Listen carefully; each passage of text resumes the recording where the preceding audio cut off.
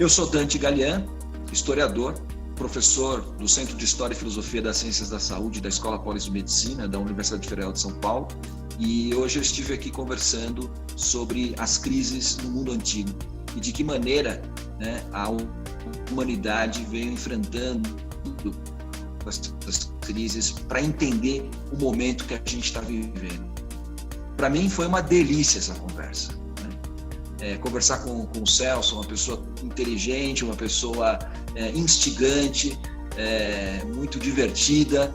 Então foi um momento assim muito legal, muito gostoso e muito instigante para mim também, né? Quer dizer, falar de coisas que obviamente me são caras e me são até familiares, mas numa perspectiva através da provocação do Celso, que me levou inclusive a descobrir coisas que nem eu mesmo sabia e que estavam em mim, né? Então, toda vez que eu faço essa experiência, eu posso dizer que ela foi uma experiência não só prazerosa, mas também muito frutífera. Então, para mim, eu resumo nosso bate-papo aqui como uma coisa prazeroso e frutífero. Oi, pessoal, bem-vindos mais uma vez ao nosso Slow Talk, que é o Quem Somos Nós. Se você tiver curiosidade sobre todas as conversas que a gente já fez nesse tempo todo, 7 anos e tanto, vai lá no quemsomosnós.com.br e escolha a plataforma que você prefere. Pode ser no YouTube, pode ser no SoundCloud, pode ser no Spotify, seja lá o que for, tente curtir o Quem Somos Nós. Hoje nós estamos começando uma série que ocorreu da gente fazer no meio dessa crise toda. Foram perguntas, na verdade. Como foram as crises na história da humanidade, seja com pandemia. Como que nós reagimos durante a crise, antes da crise, depois da crise? Para conversar sobre tudo isso, sobre a antiguidade, como foi a antiguidade, o pós-doutor em Ciências Sociais pela École d'Haute Études de Sciences Sociales de Paris. É horroroso tentar falar assim em francês, porque mas é assim que é. Professor da Unifesp, Dante Galian.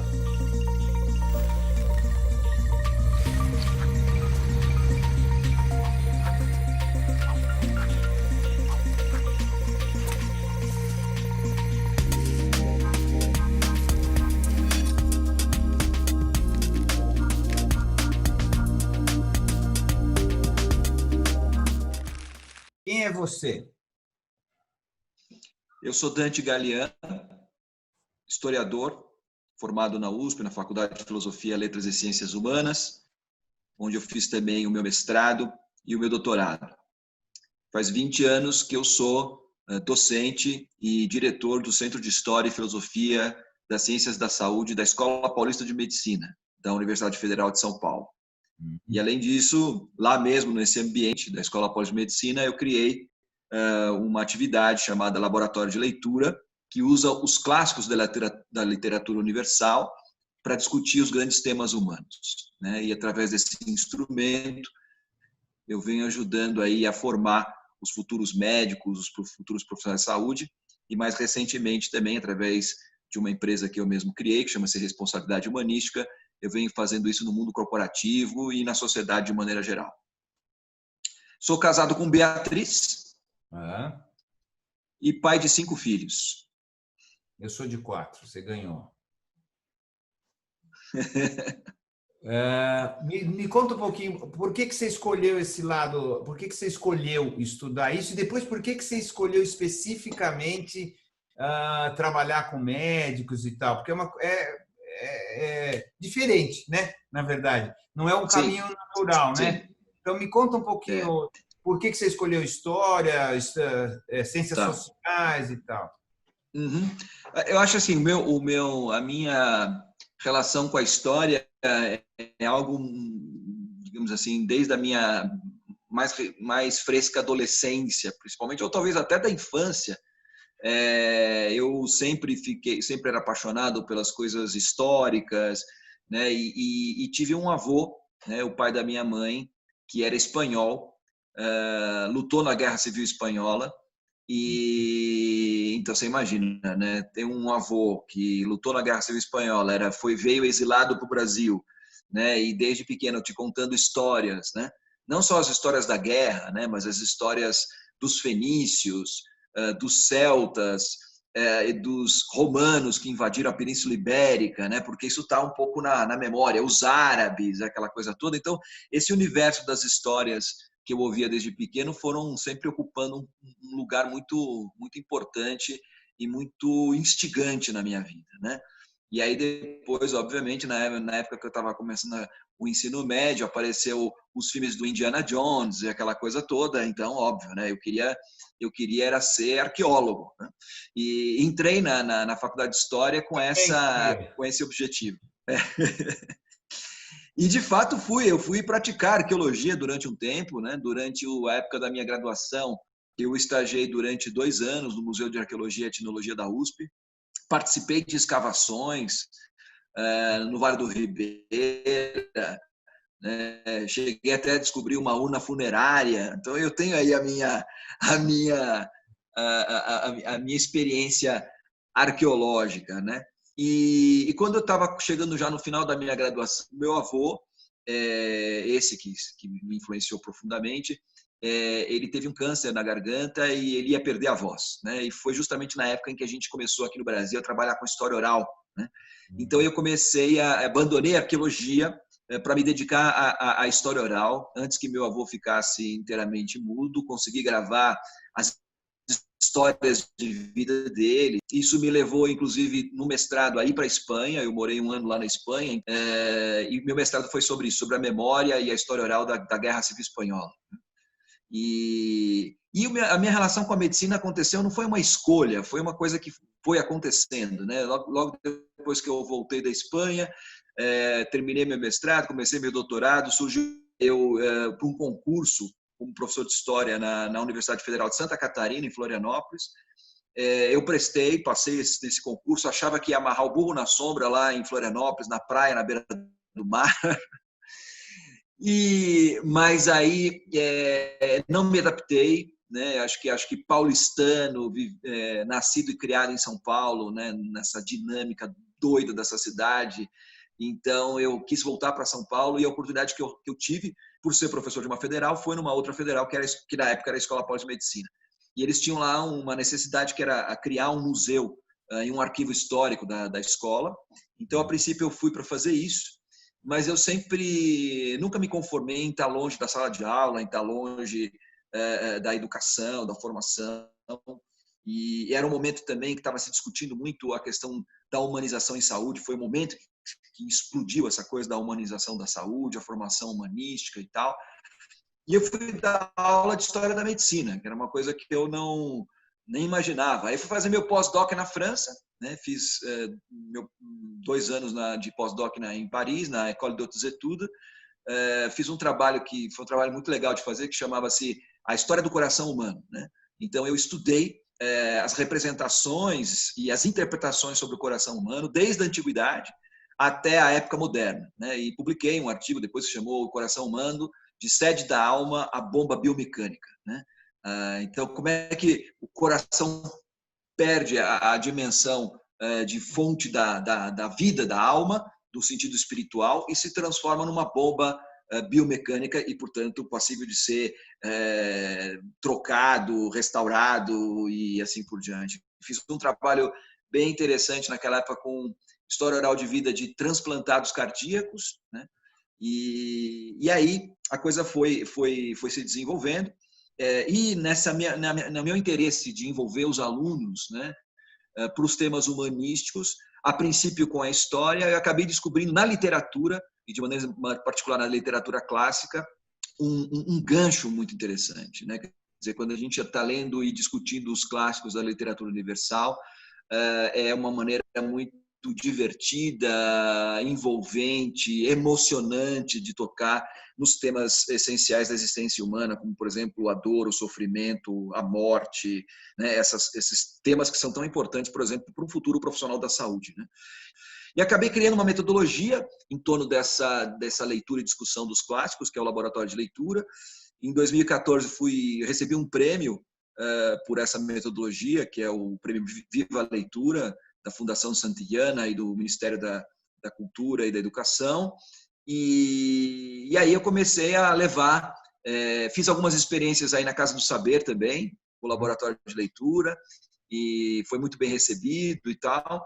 E hoje eu continuo fazendo trabalho, não só fazendo o laboratório de leitura, mas pesquisando. Hoje eu tenho um grupo de pesquisa com pesquisadores de mestrado, doutorado, pós-doutoramento, né, que trabalha essencialmente com as humanidades e a humanização em saúde, né?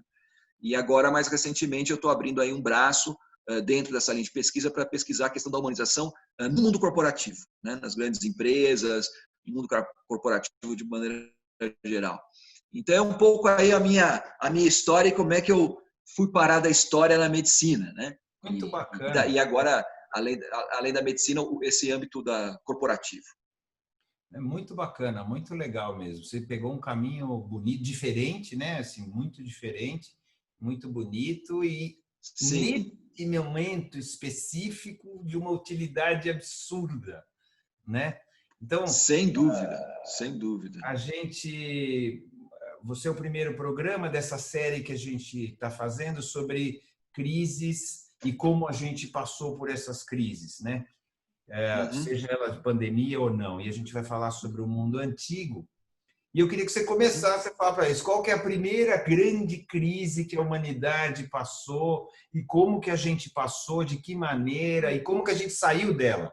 De que maneira a gente saiu? Porque todo mundo fala, depois da crise, grandes transformações, grandes isso, não sei aquilo. Eu tenho um olhar um pouquinho diferente, mas eu queria saber do teu. Tá bom. Então, assim, do ponto de vista histórico, determinar qual foi a primeira grande crise que a humanidade passou, né? Provavelmente, nós passamos por muitas crises extremamente radicais, né? Que não ficaram registro. Né? Não ficaram registro. Agora, os arqueólogos, né? Voltando para o início aí da minha formação, os arqueólogos eles tentam inferir a partir dos registros paleológicos, a partir dos registros de cultura material, né? Momentos assim dramáticos, como por exemplo as glaciações, os grandes deslocamentos, né? Provavelmente, né, a passagem daquilo que os historiadores chamam de paleolítico para o neolítico, né? A revolução agrícola.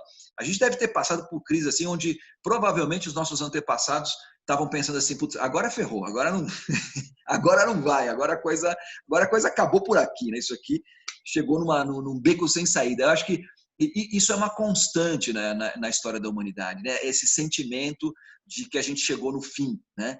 E eu acho que desde o começo a gente está vivendo situações em que a gente acha que chegou no fim, né? Legal. Isso já há milhões de anos, né? Do ponto de vista de conhecimento histórico, ou seja, de registros propriamente que a gente tem, um pouco para identificar quais seriam essas primeiras grandes crises, né, na antiguidade e tal, eu acho que assim que o momento assim um pouco mais bem documentado, né, onde situações de crise ficam muito bem determinadas, e principalmente dentro do âmbito da história ocidental, né, eu acho que é justamente o período de transição da época clássica da Grécia Antiga, né, para a época helenística, né? Acho que é um momento interessante porque ele traz elementos que são muito pertinentes para serem pensados na nossa sociedade, no nosso tempo atual, né? Então, o que acontece? Você está lá no momento em que a Grécia, e principalmente as cidades-estados, as polis, né, atingem aí o seu maior desenvolvimento, né? Você pensa aí Atenas, Esparta, Corinto, né? Cada uma, obviamente, com as suas próprias características, né? Mas cidades assim que atingiram um potencial espantoso. Você pensar no mundo antigo, você pensar o que foi, por exemplo, as guerras médicas, né?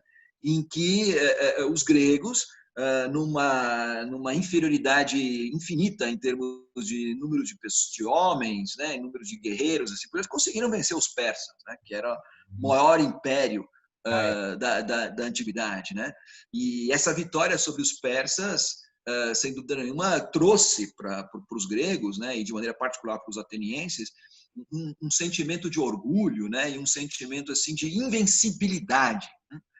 Puta, agora aqui ninguém pode com a gente, né? Porque nós vencemos os persas, né?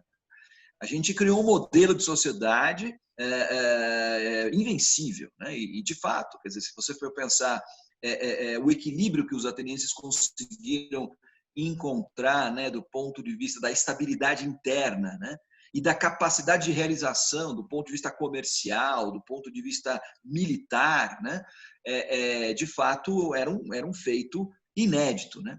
E é interessante porque justamente quando Atenas chega no apogeu do seu esplendor, né, imediatamente ela já entra em declínio, né?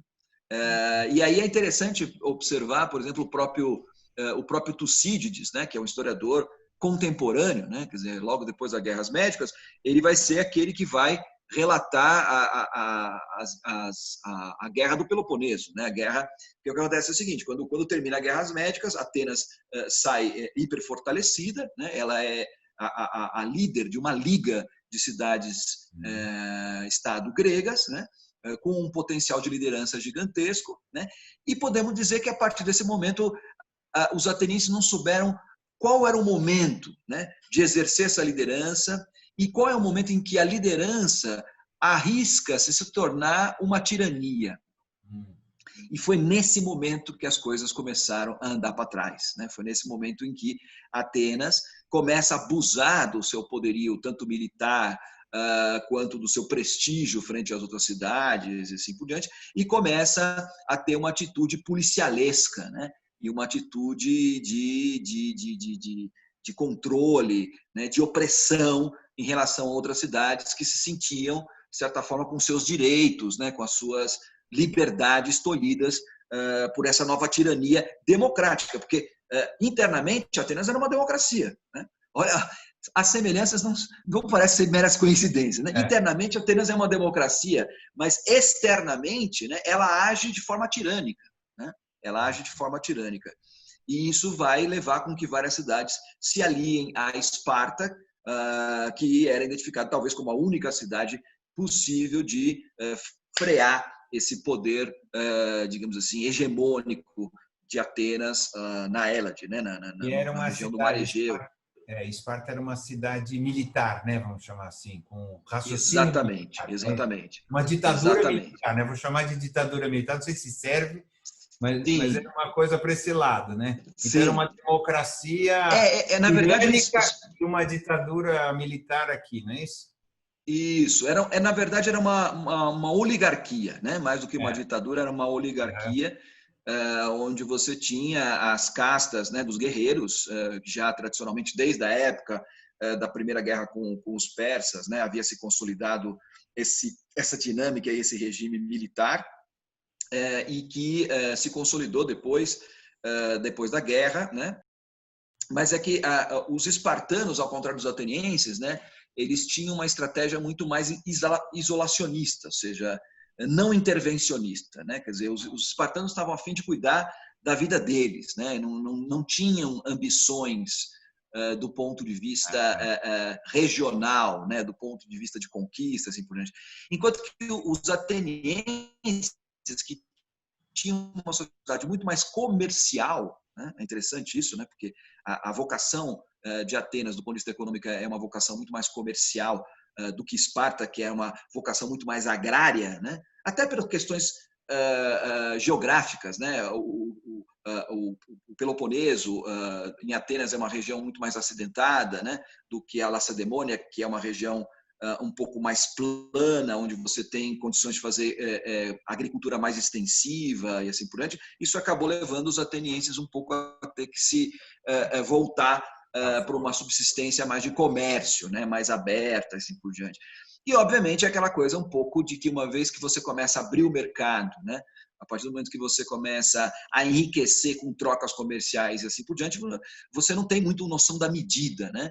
E aí, obviamente, para Atenas era interessante cada vez mais envolver, né, rotas comerciais e o domínio sobre essas rotas de uma maneira hegemônica em toda a região da Hélade. E provavelmente havia aí também uma espécie de um projeto imperial, né?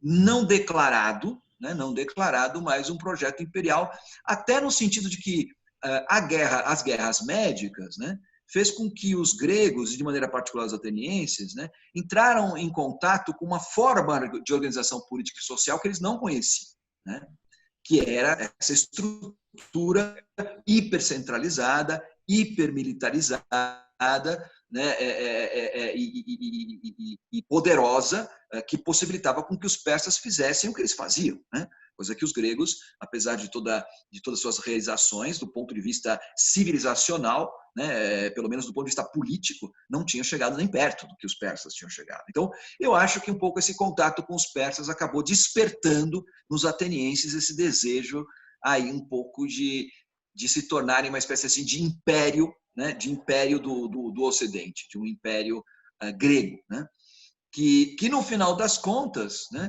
eles acabam levando onde eles menos esperavam, né, lá dos bárbaros macedônicos, né, da onde se menos esperava, porque, claro, quer dizer, Atenas e não só Atenas, mas outras cidades importantes, né, como o próprio Esparta, como o próprio Corinto, Argos, assim por diante, são cidades-estado muito importantes, e no final das contas, né, veio justamente lá da Macedônia, que era uma região marginal, né, já considerada, digamos assim, fora mesmo do que seria a Hélade, apesar de eles falarem grego também, e apesar de terem absorvido parte da cultura grega, né, sem dúvida nenhuma, eles não eram considerados gregos no sentido estrito da palavra, né?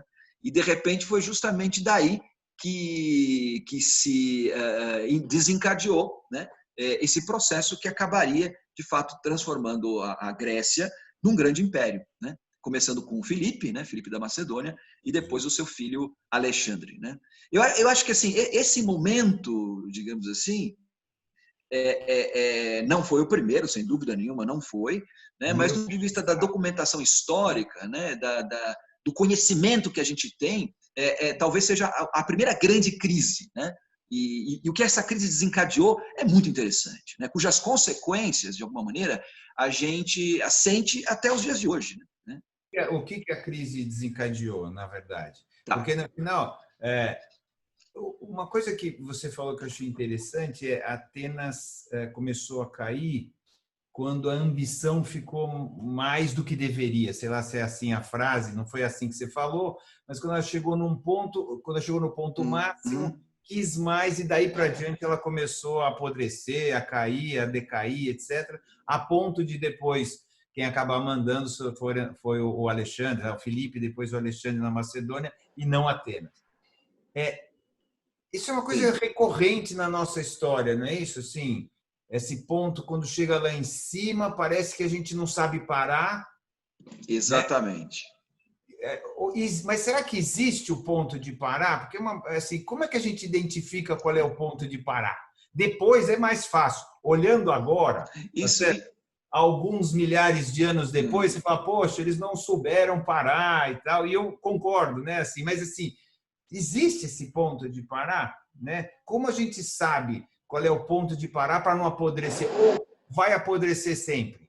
Muito interessante essa tua questão, porque, em última análise, né, foram os próprios gregos, principalmente no campo da filosofia, na literatura, na cultura, né, que, de certa forma, criaram essa noção, essa ideia de justa medida, né? A ideia de justa medida. Justamente que depois os latinos, os romanos também retomaram essa ideia e formularam aquela famosa frase virtus in medio, né? A virtude sempre no meio, né? Por exemplo, se você pensa os próprios filósofos da época clássica na Grécia, né? Vamos pensar, por exemplo, tanto Platão quanto Aristóteles, ambos que tiveram aí um desenvolvimento de um pensamento, de uma obra vastíssima, né? E um dos campos de investigação, dos campos de pensamento, está no campo da política, por exemplo, né? É uma coisa interessante, né, da aplicação dos conceitos filosóficos, né, na perspectiva da metafísica, no âmbito da física e como desdobramento disso, sem dúvida nenhuma, o campo da ética e da política, né? Então, por exemplo, tanto Platão quanto Aristóteles, eles falavam, né, que a importância, que a virtude está justamente no meio e está na perspectiva do equilíbrio. Trazendo isso para o ponto de vista da política, por exemplo, ambos acreditavam fundamentalmente de que uma polis ela tinha um momento de encontrar o seu equilíbrio, até do ponto de vista do seu crescimento geográfico e populacional, né? Então, quer dizer, toda vez que essa polis, né, ultrapassasse esse limite, ela ultrapassaria essa justa medida. E todo ultrapassamento, toda ultrapassagem, melhor dizendo, da justa medida tem a sua consequência, né? A sua consequência é que, efetivamente, esse transbordar da medida se volte contra você mesmo, né?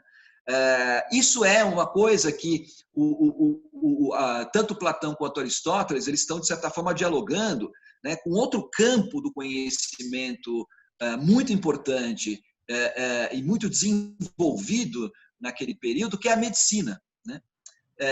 A aplicação dos conceitos da medicina na filosofia e vice-versa, né? Esse jogo, esse diálogo entre medicina e filosofia era uma coisa muito forte, muito importante durante esse período clássico, né? Então, Hipócrates, por exemplo, que é o pai da medicina clássica, né? Ele colocava que a saúde está no equilíbrio. Ele trabalha com a ideia dos humores, né? Os humores, os 4 humores, que correspondem aos 4 elementos, aquela coisa toda. Quando você vive no equilíbrio entre esses 4 humores, esses 4 elementos, né, você vive uma vida saudável, equilibrada, na justa medida.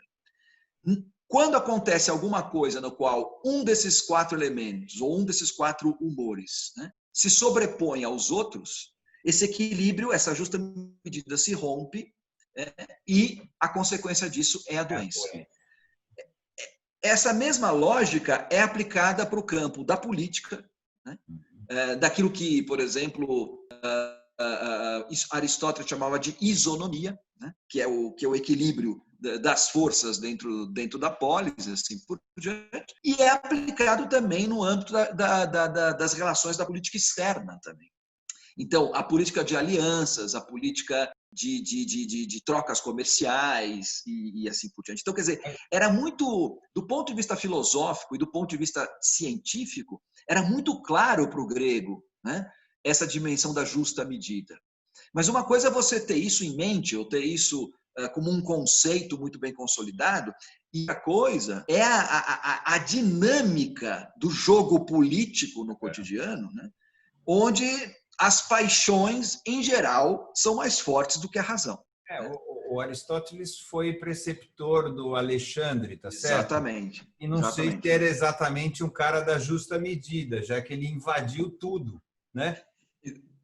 Então, não funciona muito bem esse raciocínio, né? Bom, um pouco antes de Alexandre começar as suas conquistas, quando ele já estava prestes a se tornar de fato o líder, né, o rei da Macedônia, um pouco depois da morte de Filipe, né, ele rompe com Aristóteles, né, ele rompe com Aristóteles, e Aristóteles rompe com ele, porque estava claro efetivamente que essa postura apaixonada, ardorosa, né, e acho que um dos pontos de discórdia assim mais fortes entre os dois era justamente o fato de que Alexandre se considerava destinado e predestinado a levar a civilização grega para outros povos, né? E ele acreditava de que os bárbaros pudessem se civilizar, pudessem se tornar gregos, pudessem se tornar seres civilizados, assim por diante. Coisa que o Aristóteles, nesse ponto, né, muitas vezes o Aristóteles é acusado de racista, inclusive, ele achava que tinham raças que eram inferiores àquela coisa toda, e nesse ponto ele destoa do Alexandre, né, que achava que não, que achava que não eram as raças que determinavam o nível de inteligência, o nível de virtude, de capacidade, né, mas era a cultura, né? Nesse ponto, podemos dizer assim que Alexandre é bastante mais progressista, avançado do que do que o Aristóteles, né? Então, assim, é curioso isso que você colocou mesmo, porque, assim, do ponto de vista teórico, né, do ponto de vista filosófico, do ponto de vista científico, né, havia essa noção muito clara, né, de que se você ultrapassa a justa medida, inevitavelmente, né, quer dizer, todo aquele edifício, toda aquela construção, seja essa construção uma polis, seja essa construção um império, seja um corpo, seja uma sociedade, né, ela inevitavelmente ela vai ruir, né? No entanto, aquele que está no processo de herança, né, no momento, parece que tem alguma coisa que diz para ele assim: não, comigo não. Comigo vai ser diferente, né? Quando você vai analisar um pouco as situações, mesmo esse momento que a gente está vivendo, né? Quer dizer, todo mundo sabia o que era uma pandemia, todo mundo já sabia. Isso aqui era uma crônica anunciada, Sabia não que ia era, acontecer, né? não foi uma coisa assim, né? E no entanto, mesmo sabendo tudo, com todo, não é desculpa, né? Que a gente estava mal informado, né? E aí interessante porque a gente começa a perceber que essas mesmas, e é por isso que eu falava para você há pouco, né, desse trabalho que eu faço com os clássicos, né? Por que os clássicos, né? Porque os clássicos eles nos ajudam a entender esses elementos, esses componentes permanentes, né? Perenes e universais do ser humano, né? Então, assim, quando a gente olha Alexandre, quando a gente olha a briga de Alexandre com Aristóteles, quando a gente vê a queda do Império Ateniense, assim por diante, no fim, né, pode destoar um pouco, ao invés de ser barco, avião e internet, né, quer dizer, era escudo, espada de bronze, assim por diante, mas as paixões, né, são muito semelhantes, que levam as pessoas e as sociedades a entrar nessas crises são as mesmas, né? São as mesmas. Né? Muito semelhantes. Assim como também os bichinhos, né? O Covid de então devia ser o Covid menos 35. Mas são os mesmos elementos que estão lá. O Alexandre parece que morreu de febres, né? Eu não sei exatamente, não é isso? Ele morreu com alguma coisa que pegou lá na Ásia, né? Então, exatamente. Algum Covid ou alguma coisa exatamente. Assim que pegou, não sei exatamente o que é. Até hoje ninguém sabe, não é isso direito? Alguns falam de tifo, né? Outros falam de malária, falam assim, muitas coisas, mas provavelmente assim. Foi isso. Com certeza, com certeza. E que depois gerou uma porradaria lá no império dele, né? Entre os generais e tal, e dissolveu tudo e acabou tudo. Então, sim. Na verdade, vamos chamar o tifo ou a malária acabaram com o Império de Alexandre, né? Porque mataram Alexandre e depois não foi o tifo e a malária diretamente, mas foi o resultado do tifo e da malária, né? Você estava falando que eu te interrompi para a gente dar a volta, falou assim, até hoje a gente está tendo consequências dessa dissolução do Império do Alexandre. Quais foram? Então, eu acho assim, são inúmeras, né? Mas assim, pensando do ponto de vista do que essa crise gerou, do ponto de vista do pensamento, né? Por si só já é uma coisa assim que é um universo de consequências do ponto de vista filosófico, por exemplo, né? Que tiveram desdobramentos ainda mesmo na antiguidade, e cuja os influxos a gente sente, né, no desenvolvimento, por exemplo, de todo o pensamento ocidental durante toda o final da antiguidade, Idade Média, Idade Moderna até a contemporaneidade. Pensa só que justamente esse período, né, de transição, esse período que vai justamente das conquistas de Felipe e Alexandre, né, e a consolidação daquela realidade dos reinos helenísticos, né, e do período helenístico propriamente dito, né, e logo em seguida a conquista romana e assim por diante. Esse intervalo aí, que não é um intervalo de no máximo 200 anos, não mais do que isso, né, você tem uma proliferação de pensamento e de linhas de pensamento muito interessantes, né. Para você ter uma ideia, por exemplo, linhas de pensamento que até hoje estão influenciando e que são referenciais ainda no campo filosófico, com consequências, por exemplo, no âmbito da psicologia, no âmbito da gestão, né? No âmbito da política. Você pensar fundamentalmente que é justamente nesse período em que aparecem algumas escolas de pensamento importantíssimas, como, por exemplo, o estoicismo, né? O cinismo. Né? Olha só, então, quer dizer, estou falando pelo menos 4 escolas, né? Sempre para falar também um pouco do neoplatonismo, que também aparece nesse período, que também é muito importante. Então, nós estamos falando de 4 ou 5 escolas, pelo menos, né? Que, de uma maneira ou de outra, foram fazendo upgraded, né? Ao longo de toda o fim da antiguidade, todo o período medieval, e que depois vão continuar influenciando filósofos como Nietzsche, como Kierkegaard, como Sartre, até os dias de hoje. Quer dizer, a gente vai percebendo, Michel Foucault, por exemplo, que era um grande leitor dos epicuristas, né? Do cuidado de si e assim por diante, que é toda uma discussão muito, muito interessante. A decomposição das estruturas da sociedade, né, da polis, né, que de fato com a chegada do Império, né, a cidade-estado, né, do ponto de vista clássico, ela perdeu essa autonomia. Ela perdeu sua autonomia, né?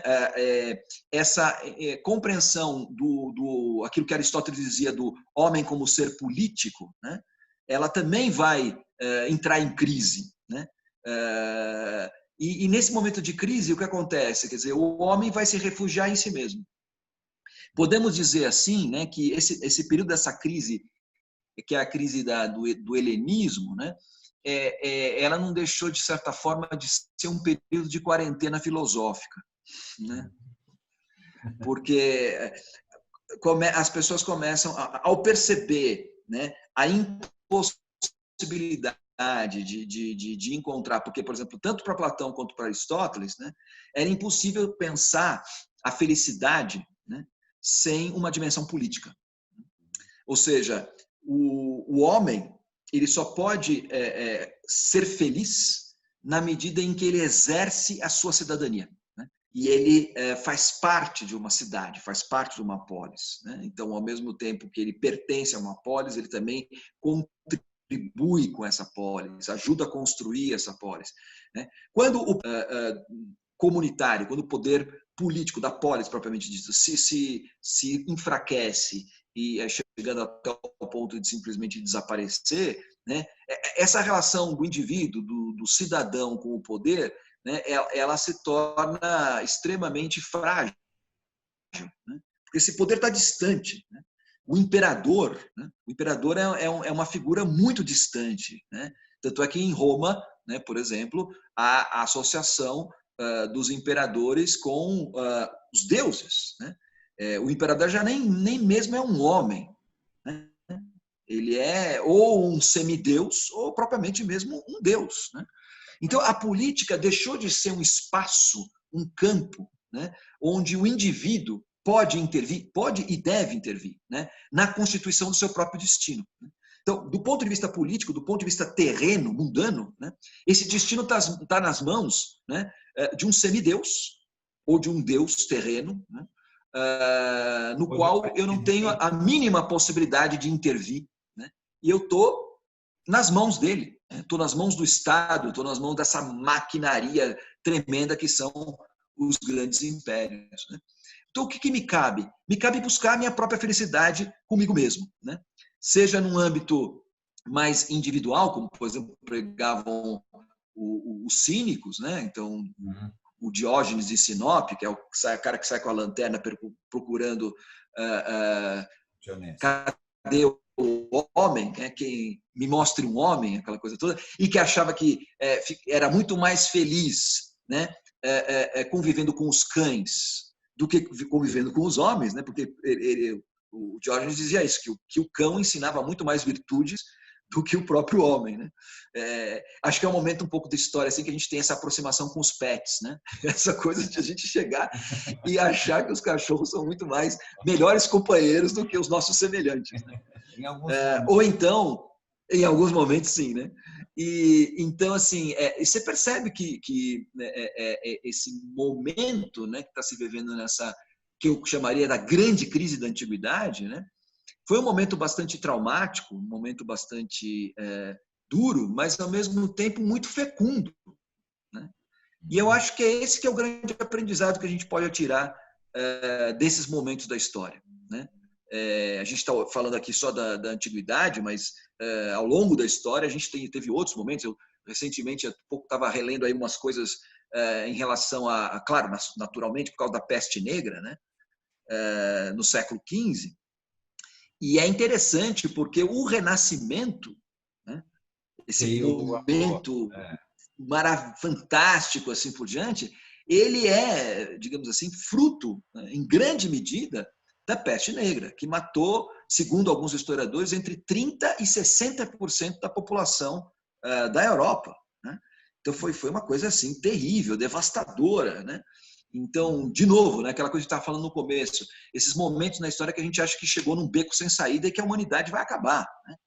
Assim como também, voltando para a Antiguidade, era o momento da queda do Império Romano, né? Quando você pega as narrativas, por exemplo, né, dos primeiros padres da igreja, né, e fazendo as narrativas das hordas, das invasões bárbaras, né, os suevos, vândalos, godos, ostrogodos, visigodos, aquela turma toda entrando no império, né? Quer dizer, o mundo acabou, né? Já não tem mais saída, né?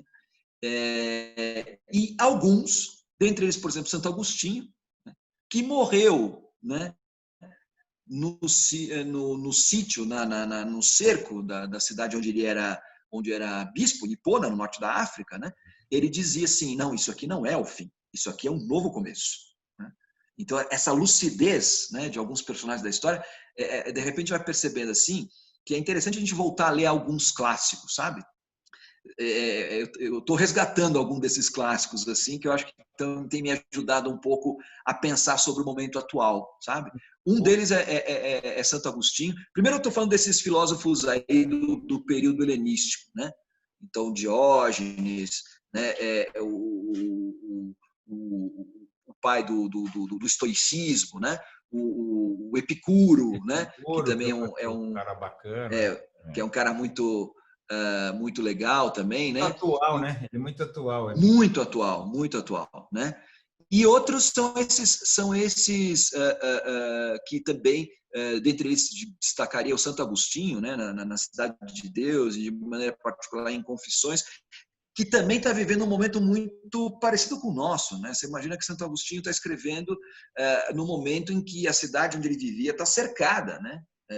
Pelos vândalos, literalmente pelos vândalos. A gente fala de vândalos hoje de maneira genérica, né? Mas ele estava de fato, ele estava cercado pelos vândalos, né? E percebendo a dramaticidade do momento que ele está vivendo, né? Mas ao mesmo tempo tendo essa consciência de que todos esses momentos de transição, de inflexão, são momentos também de grandes oportunidades. Eu tenho, inclusive, falado muito, escrito artigos e participado de entrevistas e tal, onde eu tenho insistido muito que esse momento que a gente está vivendo, a gente tem que entender ele numa dupla chave, né? Que é fatalidade. Isso que está acontecendo conosco é uma fatalidade talvez única. Nunca na história se viu uma situação como essa no sentido global, quer dizer, pestes né? E, ao mesmo tempo, uma oportunidade, né? Eu acho que tem sido assim uma chance. Você acha que a gente vai aproveitar essa chance? Porque também, do jeito que você está falando, eu acho você bastante otimista, então, com a humanidade, né? Que no final você consegue. Não. Porque você fala, não, a gente acha um caminho, o Renascimento veio depois da peste, olha e fala, uau, então ele acha que a gente vai sair ótimo disso aqui tudo e tal, não sei o quê. Não, eu não acho que a gente vai sair. Eu não acho que a gente sai ótimo, não, Celso. Nesse ponto eu sou bastante cético, né? Fecundo, genial, fantástico e tal, mas ao mesmo tempo, né, foi um período muito difícil, foi um período muito traumático, né? Cheio de guerras, né? De arbitrariedades, de conflitos. Então, assim, eu não em nenhum momento alimento assim um sonho dourado, esse papo, né, de que nós vamos sair mais fraternos, mais amorosos, mas não, isso para mim, isso aí é romantismo, né? Eu acho assim, a gente está iniciando um momento bastante difícil e vai ficar ainda mais difícil, né? Mas o que eu acho que é legal nesses são as oportunidades que a gente tem de olhar a nossa realidade com mais lucidez, né? Eu acho assim. Eu concordo com você. A gente tem uma chance enorme, né? Mais uma chance. A humanidade está tendo mais uma chance enorme de olhar o que ela faz, se está certo, se está errado. Talvez em relação às coisas do passado, a gente tem uma coisa hoje que é o volume de gente, que é uma coisa que faz muita diferença, tá certo? Sim. Né? Sim. Então, hoje nós temos 7 bilhões de pessoas e a gente vem destruindo o planeta num ritmo que ele não consegue se repor, né? Coisa que antes a gente podia fazer e também o planeta não dava nem bola para nós. Então, acho que essa é a grande diferença, talvez, dos todos os problemas, crises, seja ela política, pandemia, do passado com agora, que é o volume. E o volume importa. Pelo menos o meu ponto de vista. Sem dúvida. Por favor, discorde se você não concordar. E o volume importa. Não. O volume de destruição, o volume de pobreza, o volume que a gente tem hoje, ele é tão absurdo. E, como você disse, a gente tem uma chance, uma oportunidade, eu uso a palavra chance, de olhar isso aqui e falar, opa, nós não estamos indo para o melhor caminho, né? Está na hora da gente rever. Eu não sei qual é a tua opinião, mas eu tenho eu sou mais cético, talvez pessimista, talvez seja a palavra. Você é cético, é mais bonzinho. Eu sou pessimista. Eu acho que a gente não tem conseguido grandes saídas, a não ser por um espaço de tempo pequeno, né? Depois das grandes crises. Eu não sei qual que é o teu olhar. Tudo bem. Outro dia eu estava conversando com uma pessoa e falou: não, mas a ditadura deu grandes coisas culturais, né? Sim, mas foi uma ditadura, né? E o momento, mas foi mais ruim do que bom, né? Sem dúvida nenhuma.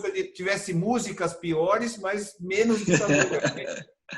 Então, assim, é um jeito, um pouco como falar assim, não, aconteceram grandes coisas, mas aconteceu muito mais coisa ruim. Então, e talvez pareça que no tempo a gente esquece disso, né? A gente fica com as boas, ainda bem, né? Senão a gente não ia aguentar.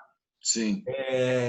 Então, assim, eu queria que como é que você olha tudo isso? Nós estamos nesse momento, nós temos essa chance, eu concordo 100% com você, que é uma oportunidade de a gente olhar de frente tudo que a gente está fazendo, mas você que tem um olhar histórico, infinitamente melhor que o meu, como é que você acha que a gente vai...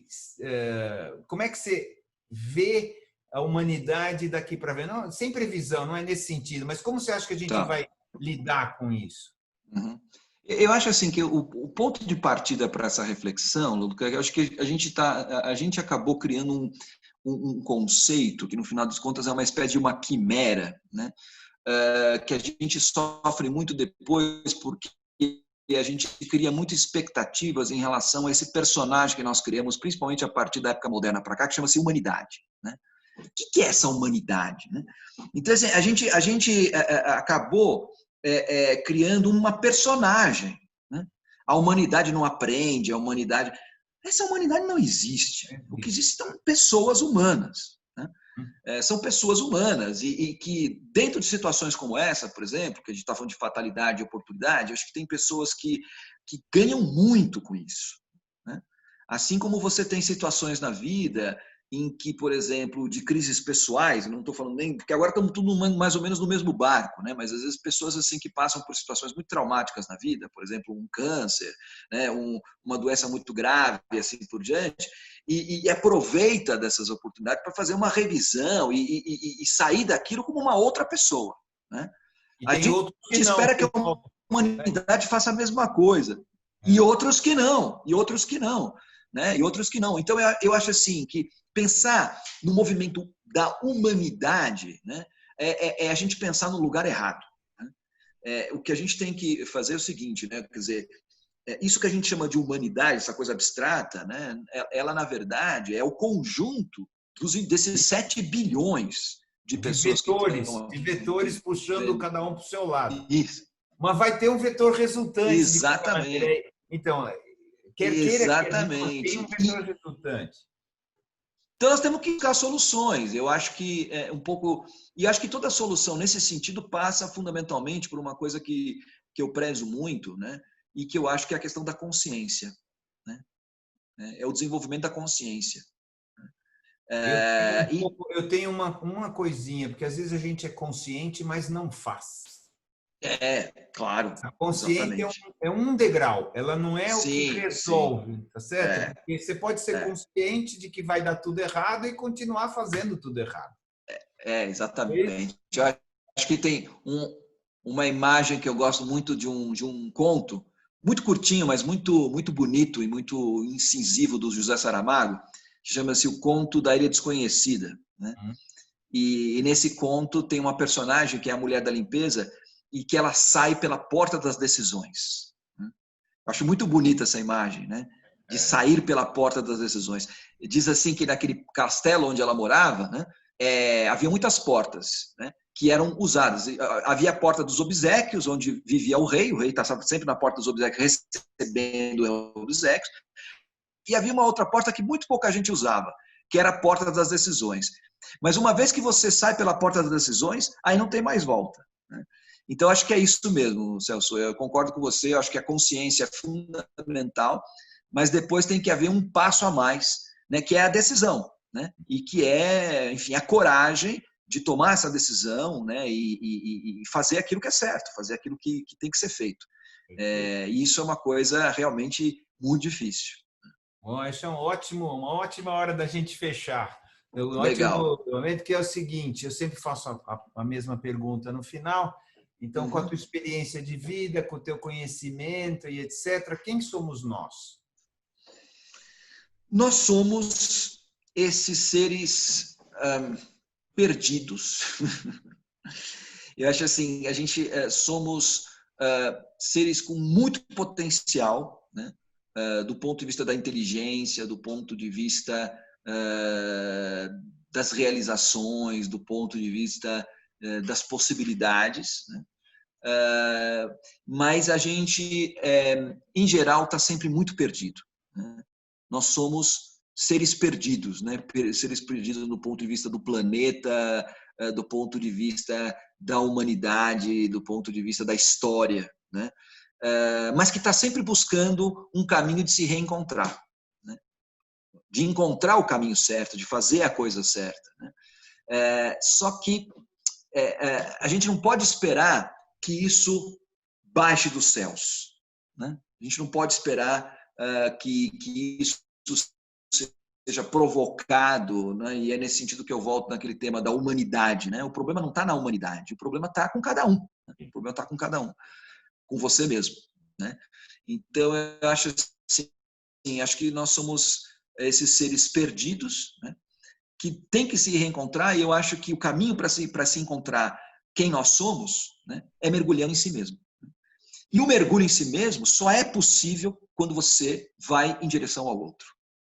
Pode parecer meio paradoxal isso, mas não tem outro caminho. Né? De novo, eu queria citar o Tolstói, né, num outro livro dele, muito menor que o Guerra e Paz, mas tão bonito quanto, que chama-se Felicidade Conjugal, onde nesse livro ele diz assim, a felicidade só é completa quando ela pode ser compartilhada. Né? Então, eu acho que vai muito nesse sentido de que adianta tanta riqueza, de que adianta tanto poder, assim por diante, se você não pode compartilhar isso, né? Então, eu acho que quem somos nós? Somos seres perdidos em busca de nós mesmos. Boa, muito bom.